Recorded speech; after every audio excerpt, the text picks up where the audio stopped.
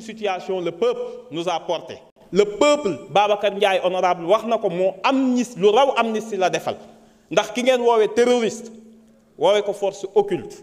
mu jël ko teg ko ci palais bi ni moom laa wóolu ci Sénégal loolu doy na pour désaveu. leneen li nga xam ni moo ci nekk te moo tax waruñu topp ñii fii tooguñu fi pour fayantoo tey ñun yàlla dafa def te yéen laay waxal yéen ñi nga xam ni vous êtes les victimes les combattants de la liberté am na loo xam ni am ngeen ko te xaalis du ko jënd te dara du ko jënd quand les livres d'histoire dañ koy bind ci Sénégal ñii li leen dal bu ngeen ko xamoon da ngeen leen di ñaanal yërëm leen du ngeen fayantoog ñoom. Parce que fii ak 10 15 20 30 ans quand on parlera de l'histoire du Sénégal ku ne ci ñun sa doom ak sa sët dina dem école jàng événement yi ni la papa wala maam ban camp nga bokkoon bi sénégalais di xeex seen liberté te jàpp naa ni ku ne di nga fier bis boobu ni maa ngi woon ci camp ñi doon xeexal peuple bi am na ñoo xam ne dinañ rus a wax bokk nañ ci camp APR wala Benno Bokk Yaakaar moo tax ma ni la ñii jar ñoo fayantoo lan moo xew ba indi loi bi 2011 dégg naa li ngeen fi wax yéen amnistie dalee na dal avant amnistie bi parce que ay yéen ñëpp ñi fi nekkoon ministre Benno Bokk Yaakaar yéen ñëpp autant que vous êtes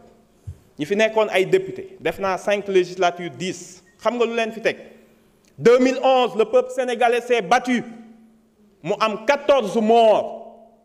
ñu taal ay kër taal ay bus dàq fi benn ministre boo xam ni dañ ko bëggoon lyncher publiquement moo tax yéen ñëpp ngeen nekkoon fi ay ministre ak ay député Thierno Alassane Sall Aïssata Tall Sall ay nit ñoo xeex ñu rey leen dëkk bi tàkk ngeen leen di woowee des héros et des libertés tey ngeen bokk kambee bëgg nit ñi ay délinquants lañ ay terroristes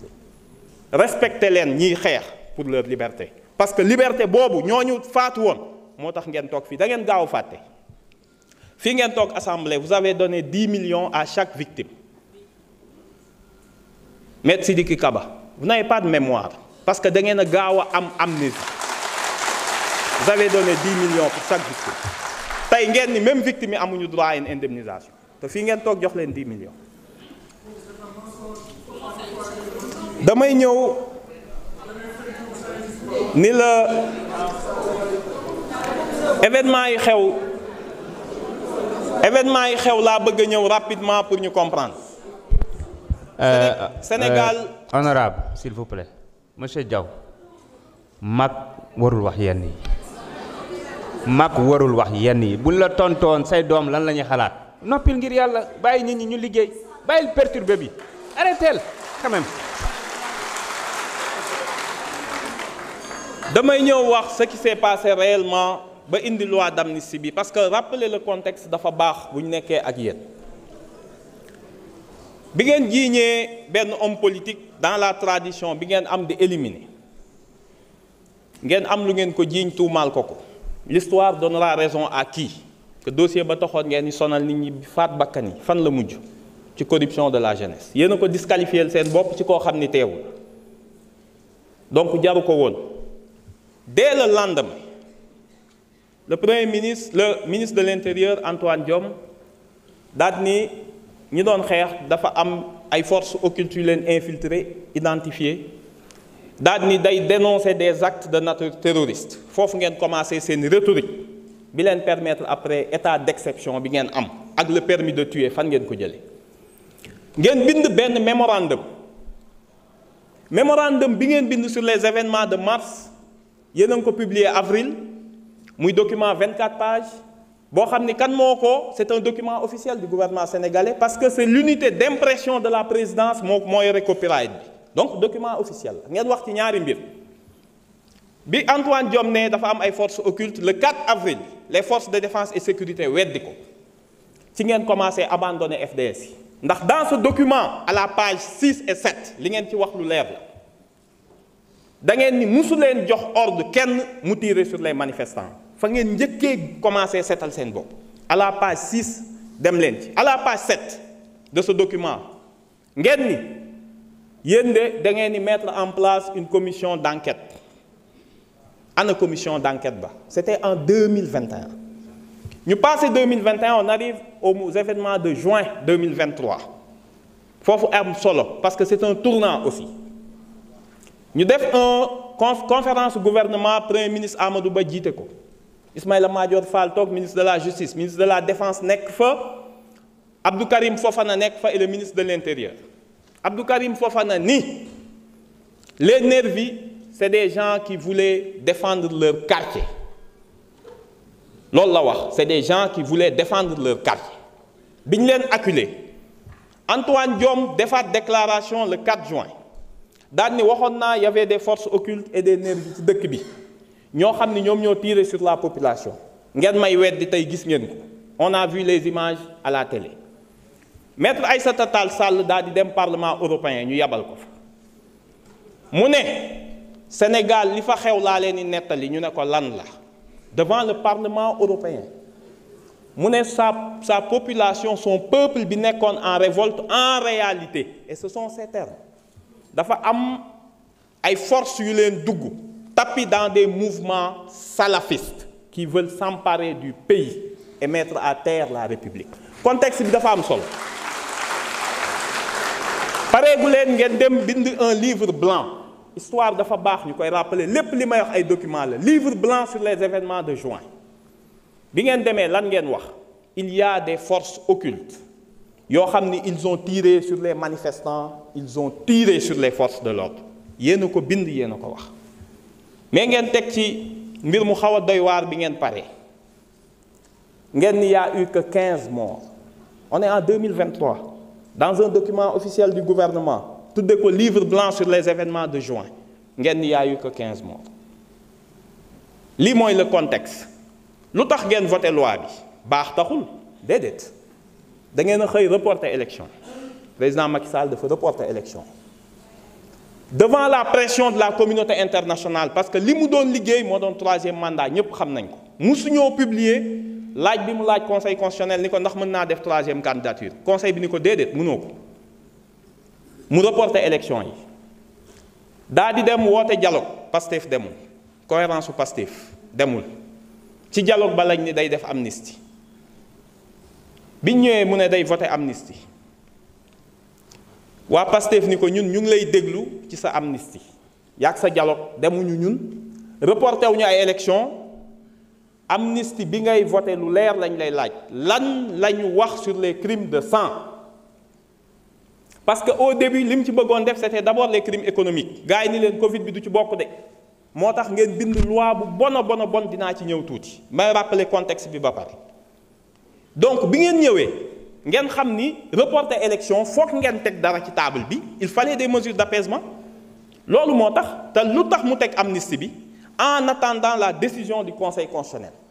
parce que li mu bëggoon mooy te voteel ngeen ko mu toogaat 1 an ba le 15 décembre 2024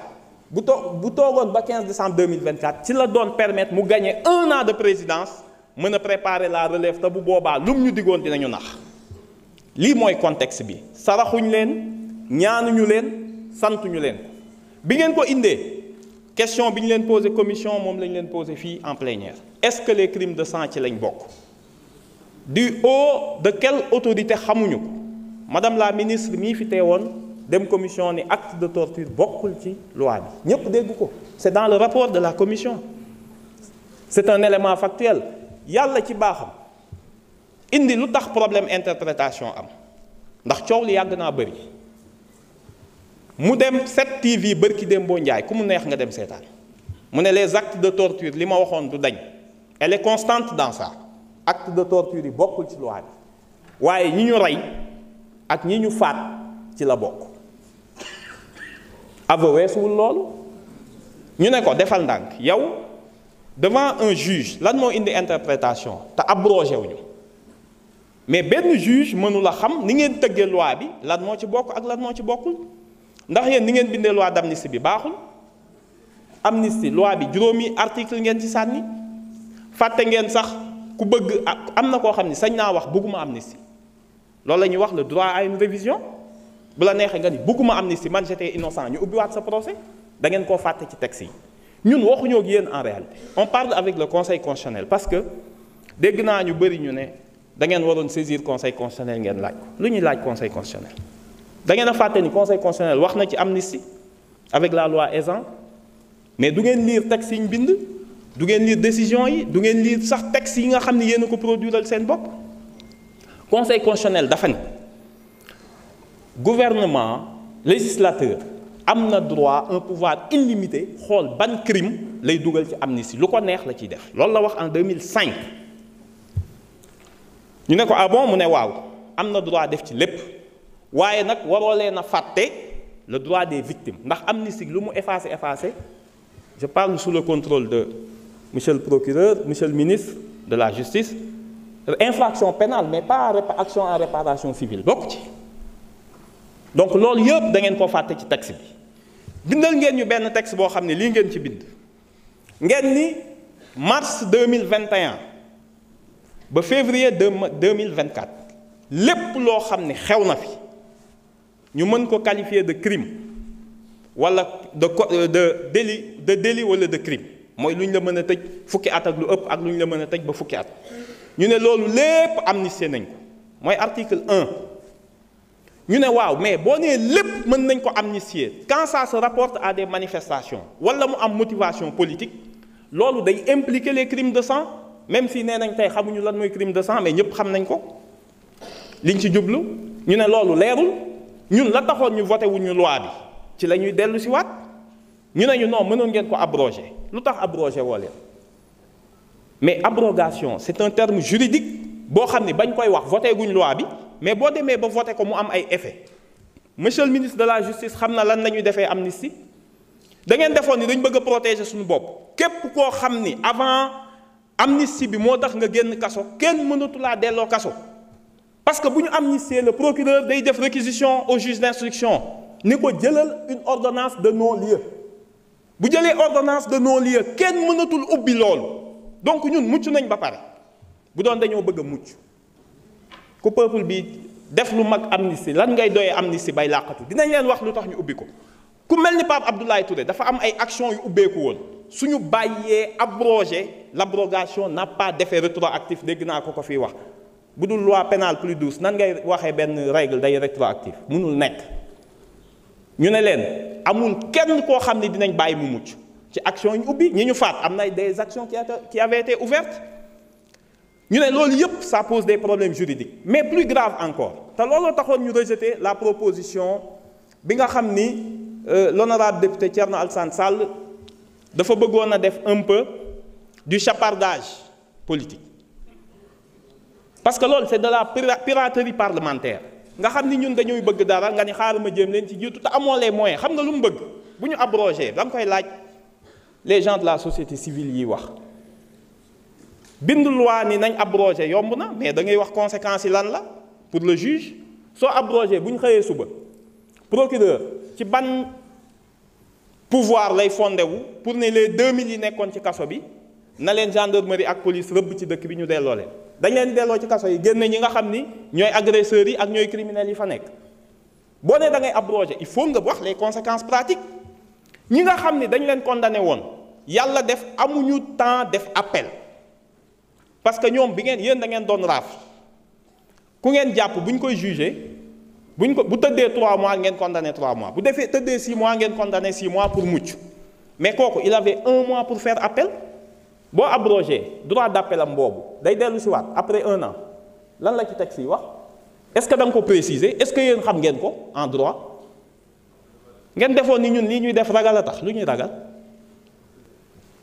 voilà ce qui s'est passé looloo tax abrogé wu ñu ne crime de sang yi ñu ko def du ñu mucc démb du ñu mucc suba loolu lu ñu koy defee on interprète lan mooy interpréter mooy nga jël ab loi ni du ma ci yokk du ma wàññi ginnaaw loi bi ni ñu ko bindee leerul te ministre de la justice dafa créer benn hiérarchie boo xam ne nekkul ci texte bi moo ko def te moom du juge mu ne acte de torture ci la bokk mais meurtre ak assassinat bokk ci ñu ne ko foo ko teg te boo demee constitution article 7 droit à la vie moo jiitu torture mais ki ñu rey torturer ko nan ngay choisir danga naan ko ah dee nga torturer nañ la comme que torture dugg na dee bi day tëb da nga affaire bi du supermarché c'est pas à la carte c'est pas à la carte du yow yaay choisir droit à la vie elle est sacrée article 7 dafa ni droit à la vie la personne l'intégrité physique inviolabilité de la personne après le soog a ñëw ni bu kenn laal intégrité physique am bu ko kenn mutiler. Donc avant torture droit à la vie moo jiitu droit à la liberté moo jiitu donc yow mënoo établir la hiérarchie léegi ku saisir tribunal boo ñëwee tribunal juge bi danaan bi nekk Bignona ñu ne lu tax ngay interpréter te juge waxaguñ juge Bignona su gisee texte bi danaan man xaw ma lan moo bokk ci amnistie bi lan moo ci bokkul ah man de jàpp naa amnistie am na tëj juge Thiès bi ni déedéet man jàpp naa amnistie amul ci cas bi ubbi mu am dissonance jurisprudentielle gën a compliqué ñu ne avant justice di ci prononcé wu kaa ñu leeral Sénégal dafa ratifier ay convention internationale convention contre la torture déclaration universelle des droits de l'homme nga xam ni ci constitution bi la nekk charte africaine des droits de l'homme suñu préambule la nekk pacte international des droits civils et politiques loolu lépp consacré liñ la wax ni ay droits fondamentaux de la personne la muy le droit à la vie le droit à la liberté le droit de ne pas subir de traitement inhumain dégradant ak l'interdiction de la torture ñu ne loolu ay normes de jus cogens la lu muy tekki mooy ay normes impératives maanaam même bu dee ay état dañoo dajale ci traité bëgg ci déroger droit international nee na mënul ne li ngeen déroger c'est nul waxuma laak nag nga bëgg ko jaarale par une loi ñu ne CEDEAO Cour européenne des droits de l'homme Cour interaméricaine des droits de l'homme ñoom ñëpp dañoo dajaloo maase daal mi désormais amnistie mënatul concerner les atteintes aux droits fondamentaux de l'homme réew moo xam ni dangaa jël amnistie nit ki nga xam ni victime la wala ay ayant droit munoo leen am un recours effectif au niveau des tribunaux maanaam boo saisir tribunal bi danaan la amnistie moo am moo tax mënuñu ko examiner nee na boo ñëwee ci man dañ lay condamner te bu ñu lay condamner condamnation bu metti la ñuy teg sa kaw tey jii bis bu ñu bàyyi woon seen abrogation bi am wala ñu bàyyi amnistie bi jàll ñi nga xam ni dañoo faat seeni doom bis bu ñu demee CEDEAO président Baré Mayna Sara ayant droit mi bi ñu fa demee bi ñu condamné état du Niger ni ko amnistie warul tax nga ni moom amul recours effectif xam nga ñaata lañ condamné état du Niger ci benn cas 435 millions ñu ne ko sa soxna 75 millions say doom juróomi doom ku nekk 50 millions daa di jël 12 frères et sœurs ku nekk ñu jox la 10 millions benn cas 400 millions ñun 80 lañ am de mort su ñëpp demee CEDEAO ak ñi ñu torturé ñaata la ñuy fay dañuy condamné Sénégal 10 milliards te ngeen toog fii loolu mënul nekk moo tax communauté internationale foowul ci amnistie beneen bi nga xam ne am na bala ngaa def amnistie ñoom ñëpp dañoo juboo ci dara ñu ne amnistie avant enquête est une loi prématurée ñu teg ci ni c'est une loi suspecte fondamentalement suspecte bu dee dañ koo def avant enquête ñu xëy ni salaamaaleykum ngeen ni force de l'ordre yi ngeen ni visé yéen a ko wax yéen a tuddoon force occulte action terroriste tapis dans des mouvements salafistes seen champ lexical la seen vocabulaire ngeen bëgg a ñëw tey ñu ne salaamaaleykum ngeen ni FDS yi la FDS yi ak magistrat yi ñu ngeen doon wax ñun dañ leen a jéppi dañ leen a bañ dañ leen a ngeen ni da ngeen leen di défendre fii président Diomaye président Ousmane Sonko dañoo jël ministre de la défense jox ko un ancien militaire jël ministre de l'intérieur jox ko un ancien gendarme jël ministre de la justice jox ko magistrat jàpp naa ni ku mën a défendre FDS yi ba gën a crédible le ministre de la justice le ministre de la défense ak le ministre de l'intérieur amul du yéen ñun ñoo jox cër force de l'ordre dafa fekk bu ñu nee magistrat yi am nañu dëng ministre de la justice taxul ñu koy wax du moom la ñuy waxal donc bu leen nax seen bopp du yéen yéene leen défendre ñii lu bëgg a dal ci seen anciens ñi ñu daan nekk ñoom jàpp naa ils sont mieux ils sont plus aptes à les défendre li nga xam ni moo fi nekk monsieur le ministre de la justice loi bi dañ koy voter parce que bu ñu ko voté wul on aura la censure des tribunaux internationaux lii moo ko indi interprétation bi bu amul Sénégal du jóg ci dem CEDEAO du jóg ci dem instance Nations Unies te yéen du leen muccal yéen ñi def torture xanaa xamu leen yaa une compétence universelle képp koo xam ni da ngaa torturer dëkk boo dem mën nañ la faatoo donc yéen du ngeen mucc fii bu ngeen muccee fii du ngeen mucc fële même bu ngeen dawee.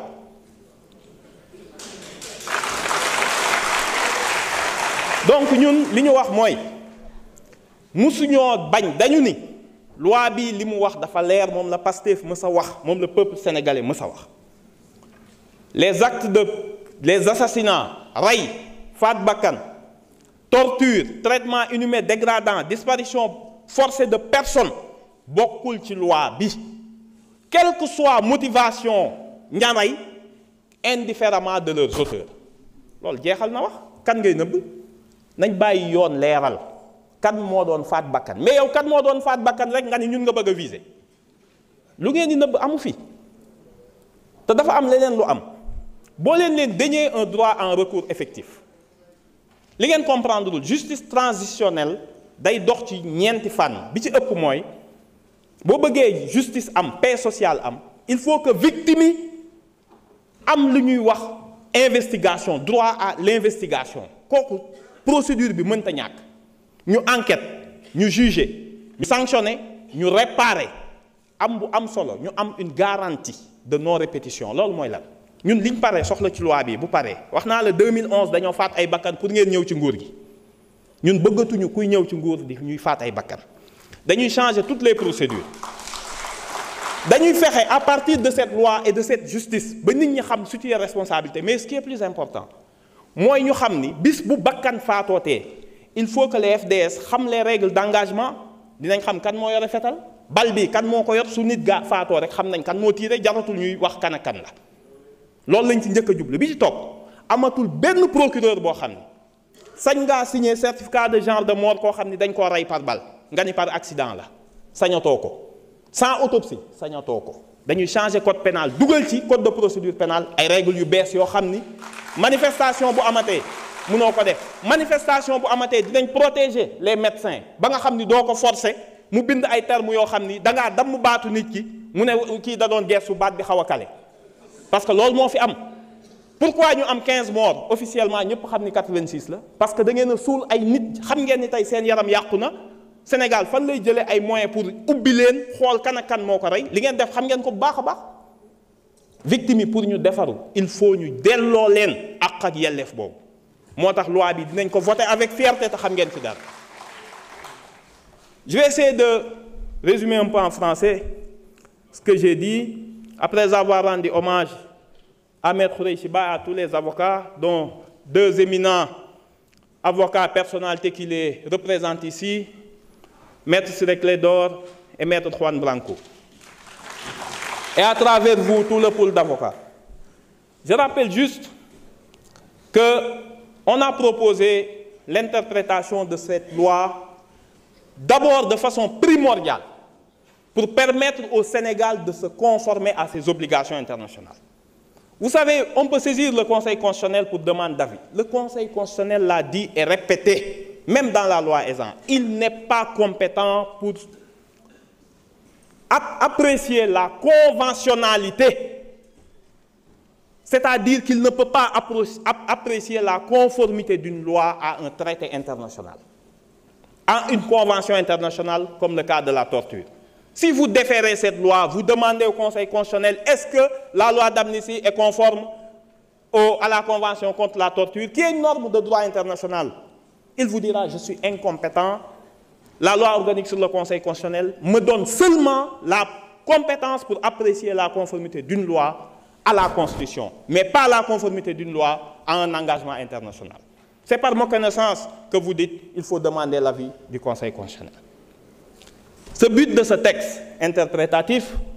n'est ni d'ajouter quoi que ce soit, n'est pas de désigner des responsables,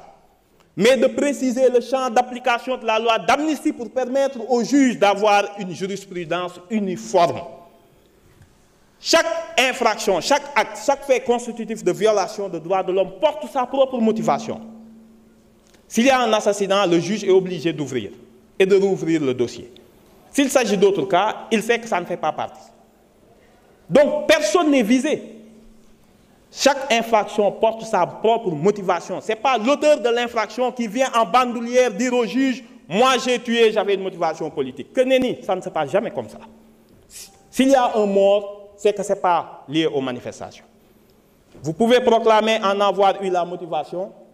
Vous pouvez établir un lien qu'il y avait un rapport imminent, direct et immédiat avec les manifestations. Ça ne vous sauvera pas des poursuites. L'autre élément qu'on a oublié dans la loi d'amnistie, qui est le droit à réparation. Toute loi d'amnistie qui n'a pas prévu de droit à réparation est présumée nulle et non avenue ab initio, vous le savez mieux que nous.